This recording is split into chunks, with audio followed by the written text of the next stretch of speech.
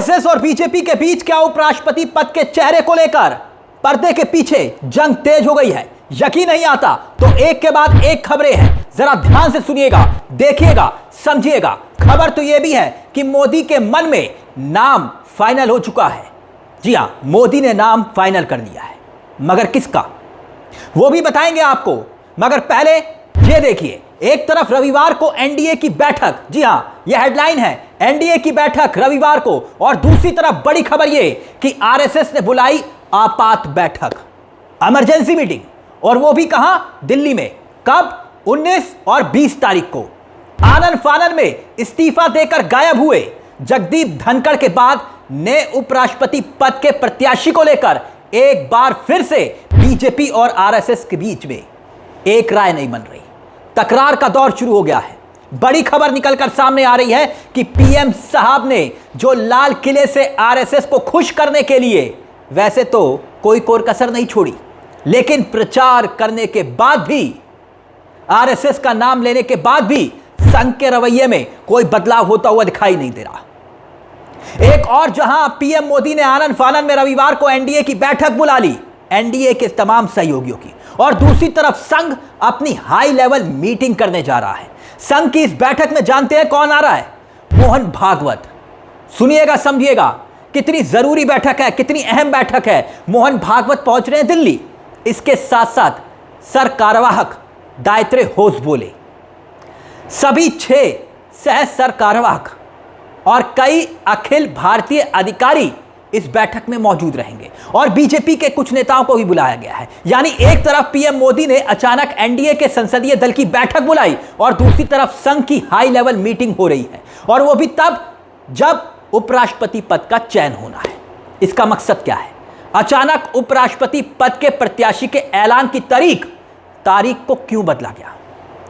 यकीनन एक के बाद एक खबरें बता रही हैं कि पर्दे के पीछे कुछ ना कुछ जरूर चल रहा है। देश के उपराष्ट्रपति पद की रेस में हलचल मची हुई है।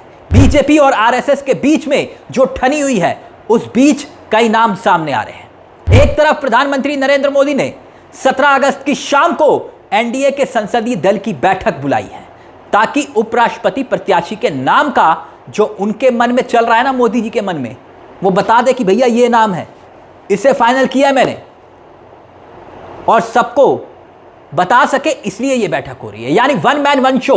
और दूसरी तरफ आरएसएस ने तय किया है कि इस बार उपराष्ट्रपति पद की कुर्सी पर उसी का कोई आदमी बैठेगा, उसी का ही कोई आदमी बैठेगा। इसलिए 19 और 20 तारीख को दिल्ली में डेरा जमाया जाएगा। मगर बड़ा सवाल यह कि मोदी के मन में किसका नाम चल रहा है? क्या थावरचंद गहलोत या फिर ओम माथुर? कौन होगा उपराष्ट्रपति, या फिर कोई और चेहरा?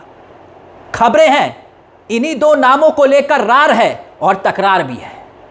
जैसे कि आप जानते हैं कि 21 जुलाई की रात को अचानक रहस्यमय तरीके से उपराष्ट्रपति जगदीप धनखड़ साहब ने अचानक अपने पद से इस्तीफा दिया और देश की सियासत में हलचल मचा दी।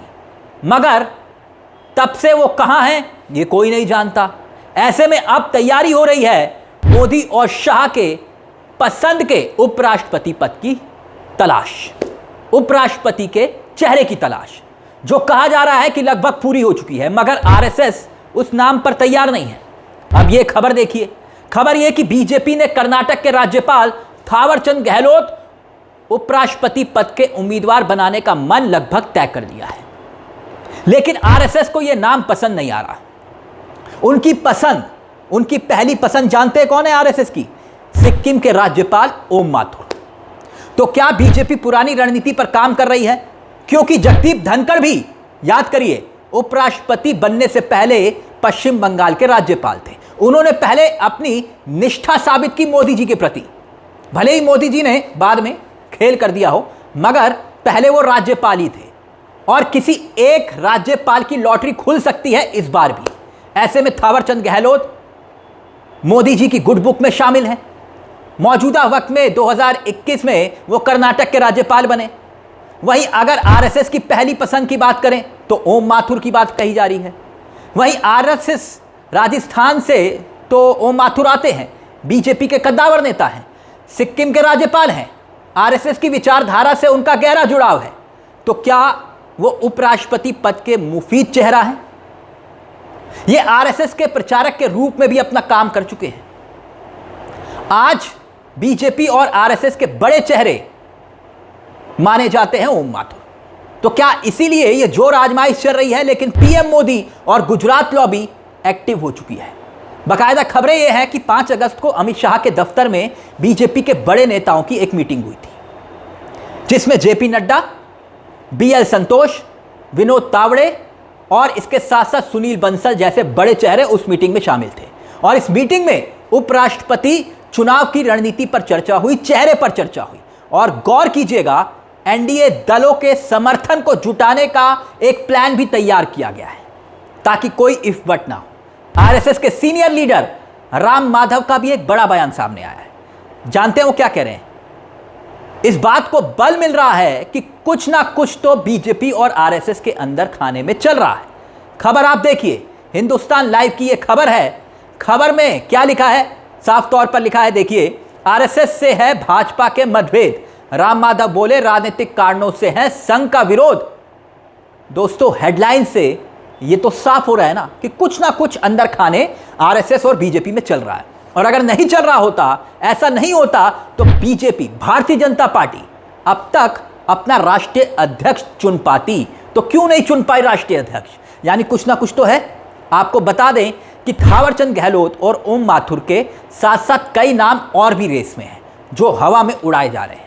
जानते हैं किसका? जैसे कि घनश्याम तिवारी, राजस्थान के राज्यसभा सांसद, राजस्थान से आते हैं राज्यसभा सांसद। हाल ही में याद करिए, प्रधानमंत्री नरेंद्र मोदी से इन्होंने मुलाकात की थी। बाकायदा उनकी आरएसएस पृष्ठभूमि और प्रशासनिक अनुभव उन्हें मजबूत दावेदार बना रहा है। चर्चाएं तो ये भी हैं कि कश्मीर के राज्यपाल मनोज सिन्हा साहब को ही क्यों ना इनाम दे दिया जाए। फिर खबरें उड़ी कि राजस्थान की पूर्व मुख्यमंत्री वसुंधरा राजे, लेकिन यहां पर मामला अमित शाह और नरेंद्र मोदी के लिए खतरे वाला हो जाता है। फिर जेडीयू के नेता है रामनाथ ठाकुर, उनके नाम की भी चर्चाएं उड़ी। ऐसे में खबरें उड़ रही हैं कि कोई ना कोई चेहरा मोदी के मन में फाइनल हो चुका है और उसमें थावरचंद गहलोत का नाम बताया जा रहा है। अब एक खबर और आ रही है। खबर यह है कि दिल्ली में 21 अगस्त को रहने के लिए कह दिया गया है किसको? एनडीए के उपराष्ट्रपति पद के उम्मीदवार का नामांकन होना है। इसलिए एनडीए शासित सभी राज्यों के मुख्यमंत्री और उप मुख्यमंत्री मौजूद रहेंगे। कब? 21 तारीख को। एक तरह से यह नामांकन नहीं होगा। मोदी जी चाहते हैं ये शक्ति प्रदर्शन के रूप में इसे दिखाया जाए ताकि बताया जाए कि भैया एनडीए कितना मजबूत है। मगर नाम को लेकर अभी तक आरएसएस और बीजेपी में एक मत नहीं हुआ है, एक नाम फाइनल नहीं हुआ है। तनाव की खबरें उड़ रही हैं। आरएसएस का दिल्ली में डेरा जमाना, मोहन भागवत का दिल्ली पहुंचना, और वो भी 2 दिन के लिए, यह बताता है कि कुछ ना कुछ जरूर चल रहा है। और ऐसे में अगर थावरचंद गहलोत का नाम फाइनल हुआ तो यह पीएम मोदी और गुजरात लॉबी और अमित शाह की जीत होगी। लेकिन अगर माथुर चुने गए तो यह आरएसएस की विचारधारा की ताकत का एक शक्ति प्रदर्शन होगा कि अब मोदी और अमित शाह के दिन लद गए। 17 अगस्त की एनडीए की मीटिंग में अब किसका नाम तय होता है? अगर गहलोत का नाम फाइनल होता है तो आरएसएस की 19 से 20 अगस्त की मीटिंग में क्या होगा, इससे देखना बहुत दिलचस्प होगा। क्या बीजेपी के फैसले को आरएसएस स्वीकार करेगा या फिर कोई नया दांव खेला जाएगा बीजेपी अध्यक्ष के लिए? अगर कोई तीसरा नाम सामने आया तो क्या विपक्ष उसका फायदा उठा पाएगा? क्योंकि रणनीति तो इंडिया खेमा भी बना रहा है और इंडिया गठबंधन इस वक्त मजबूती के साथ सड़क पर भी दिखाई दे रहा है और सदन में भी दिखाई दे रहा है। तो ऐसे में पिक्चर वाकई में अभी बाकी है मेरे दोस्त। इस मुद्दे को लेकर आपकी क्या राय है? एक तरफ आरएसएस की बैठक और दूसरी तरफ मोदी ने बुलाई एनडीए की बैठक। अपनी राय हमें कमेंट बॉक्स में जरूर बताइएगा। मुझे तिलक चावला को दीजिए इजाजत। चलते चलते दरख्वास्त, हमारे चैनल को सब्सक्राइब करना मत भूलिएगा क्योंकि यह मंच आप ही का है। नमस्कार, जय हिंद, जय भारत।